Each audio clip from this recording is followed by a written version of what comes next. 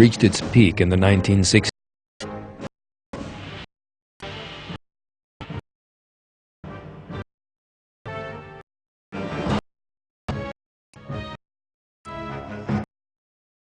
The Soviet Union and the East run by the communist. In China, deified and his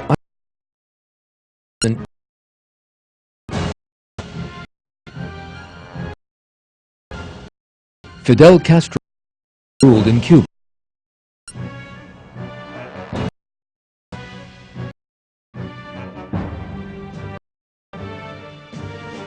The communist guerrilla was attempting to organize in the Bolivia.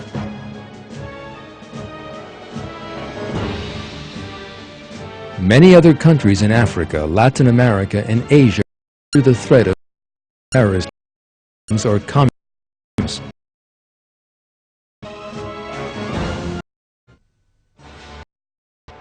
During those years, communism also onto the scene in a totally unexpected place.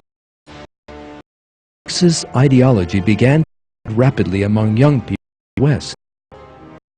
The Marxist thinker Herbert played an important role in that phenomenon. Marcuse offered a new definition of the revolutionary class, described as the workers by Lenin and as the peasants by Mao, the young. That same Marcuse actually agreed with Lenin and Mao on one fundamental matter: that conflict was the fundamental law of nature.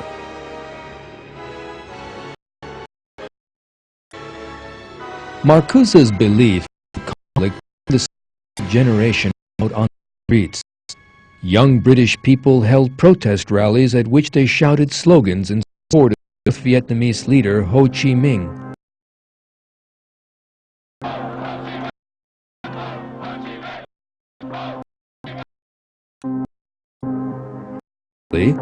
This group attacks terrorism. The greatest explosion of violence in 1958 was in France. Firstly, Marxists in Paris occupied their universities, and socialist slogans were shouted during the celebration. Events began to grow. Other leftist groups organized marches in support of students. Marxist carved hard, smashed streets. In a matter of a few days, Paris was a war zone.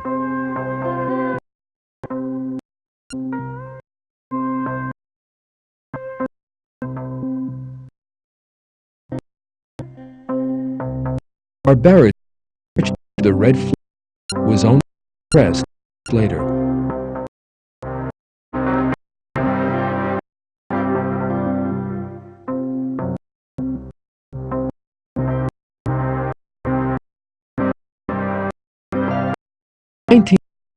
Student incidents spread to many other countries under a domino effect. Each time they led to social conflict, and even civil war.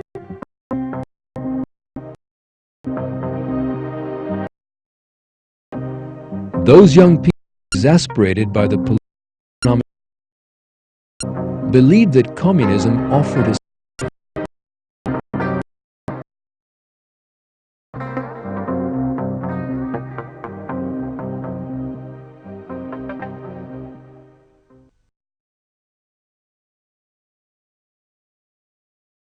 got caught up in communist ideology. The education system, training necessary for them to become communists. That was because Darwin's theory of evolution, put it, was taught in schools as if it were a proven scientific fact. Young people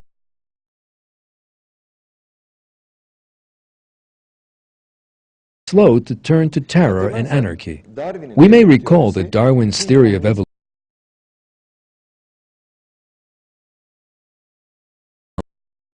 flows from the ideological foundation of Darwinism. The entire picture reveals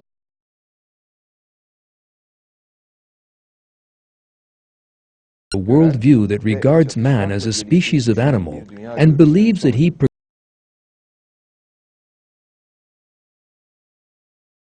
communism will inevitably ensue. When it finds an appropriate limit, communism will again be the fact that the communist regime be allowed to put us off our guard. Communism is still a threat to the world because the is that basis. In other words, Darwinism and materialism is still alive. Communism will continue to represent a grave menace to mankind. That being the case, the solution lies in doing away with that philosophical foundation that possess no scientific basis and must no longer be imposed on society as if they were true. People must understand that they are not animals who merely exist to be